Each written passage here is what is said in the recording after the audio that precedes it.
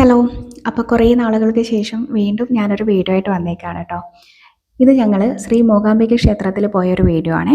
ലിയോൻ്റെ വിദ്യാരംഭം മൂകാംബിക ക്ഷേത്രത്തിൽ നിന്ന് ചെയ്യണമെന്ന് നല്ല ആഗ്രഹം ഉണ്ടായിരുന്നു. അങ്ങനെ പോയതാണ് കേട്ടോ. ട്രെയിനാണ് പോയിട്ടുണ്ടായിരുന്നേ. ഞങ്ങളിത് 2 ദിവസം കൊണ്ട് തീരുമാനിച്ചതാണ്. എന്നാൽ ഈ വീക്ക് തന്നെ പോകാമെന്ന്. അതുകൊണ്ട് തന്നെ ട്രെയിൻ ടിക്കറ്റ്സ് ഒന്നും കിട്ടിയിട്ടുണ്ടായിരുന്നില്ല. എല്ലാം റിസർവ്ഡ് ആയിരുന്നു.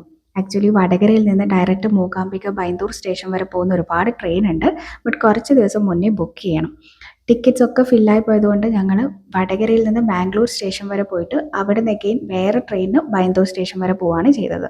അങ്ങനെ ഞങ്ങളുടെ കുറേ സമയം വെറുതെ പോയായിരുന്നു കേട്ടോ. കാരണം വടകരയിൽ നിന്ന് 6:50 ട്രെയിന് കയറിയത്. 11:30 ആകുമ്പോഴേക്കും ബാംഗ്ലൂരിലെത്തി. അവിടുന്ന് പിന്നെ ട്രെയിൻ ഉണ്ടായത് 2:20 അപ്പോൾ അത്രയും സമയം നമ്മളവിടെ വെറുതെ ഇരുന്നു. ഇതിനിടയ്ക്ക് നമ്മൾ ലഞ്ചൊക്കെ കഴിച്ചു പോയിട്ട്. പിന്നെ 4:20 ആയപ്പോൾ ബൈന്ദൂർ സ്റ്റേഷനിലെത്തി. ഇവിടുന്ന് ഇഷ്ടംപോലെ ടാക്സി ഉണ്ട് മൂകാംബികയ്ക്ക്. 900 രൂപയാണ് ചാർജ് വരുന്നത്. അല്ലെങ്കിൽ കുറച്ച് ഒരു 10 മിനിറ്റ് നടന്നാൽ ഇവിടുന്ന് ബസ്സും ഉണ്ട് കേട്ടോ. അങ്ങനെ ഞങ്ങൾ ടാക്സിക്കാണേ പോയത്. ഒരു 6:30 ആയപ്പോൾ ഞങ്ങൾ മൂകാംബിക എത്തി. അവിടെ ദേവസ്വം ബോർഡിൻ്റെ റൂമാണ് എടുത്തിട്ടുണ്ടായിരുന്നത്.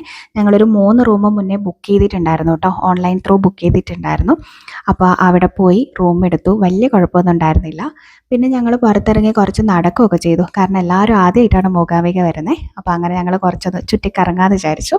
പിന്നെ അവിടെ കുട്ടികളുടെ അരങ്ങേറ്റമൊക്കെ നടക്കുന്നുണ്ടായിരുന്നേ. അതൊക്കെ കണ്ട് ഞങ്ങൾ തിരിച്ച് റൂമിലെത്തി. പിന്നെ ഞങ്ങൾ നെക്സ്റ്റ് ഡേ മോർണിംഗിലാണ് ക്ഷേത്ര ദർശനത്തിനായിട്ട് പോകുന്നത്. ഒരു 6:30 ആയപ്പോഴും അവിടെ വിദ്യാരംഭത്തിന് ഓപ്പൺ ആയിട്ടുണ്ടായിരുന്നു കേട്ടോ. നമ്മൾ ആദ്യം റെസീറ്റ് എടുത്തിട്ട് ഇവിടെ സരസ്വതി മണ്ഡപത്തിലാണ് എഴുത്തിനിരുത്തുന്നത്. അപ്പോൾ അവിടെ കുട്ടീനെ കൊണ്ടുവന്നിരിക്കുകയാണ് ചെയ്യുക. ലിയോക്ക് 2.5 വയസ്സ് കഴിഞ്ഞേ ഉണ്ടായിരുന്നുള്ളൂ. അപ്പോൾ എനിക്കൊരു ടെൻഷൻ ഉണ്ടായിരുന്നു ലിയോ എഴുതുമോ എന്നൊക്കെ ഉള്ളത്. പക്ഷേ വലിയ പ്രശ്നമൊന്നും ഉണ്ടാക്കിയിട്ടുണ്ടായിരുന്നില്ല. ബാക്കിയുള്ള കുട്ടികളൊക്കെ കുറച്ച് വലുതായിരുന്നു കേട്ടോ.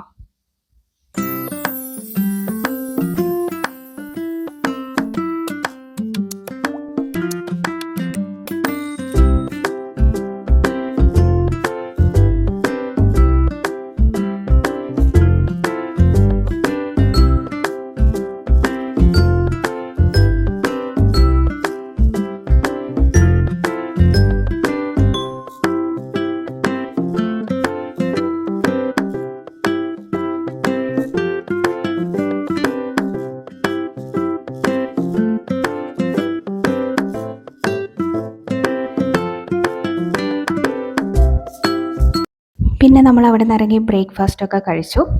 പിന്നെ കുറച്ച് നടക്കുകയൊക്കെ ചെയ്ത് കുറച്ച് ഫോട്ടോസൊക്കെ എടുത്തു കേട്ടോ. ഫോട്ടോസും വീഡിയോസൊക്കെ എടുത്ത് ഈ ഒരു വീഡിയോ കാണുമ്പോഴാണ് ഞാൻ ഓർക്കുന്നത് ഈ എന്താ ഇങ്ങനെ മുണ്ടുകൊടുത്തേക്കുന്നത് എന്നുള്ളത്. തിരിച്ചാണ് ഇട്ടേക്കുന്നത്. അവൻ്റെ എല്ലാ ഫോട്ടോസിലും അവൻ തിരിച്ചാണ് മുണ്ടുകൊടുത്തേക്കുന്നത്.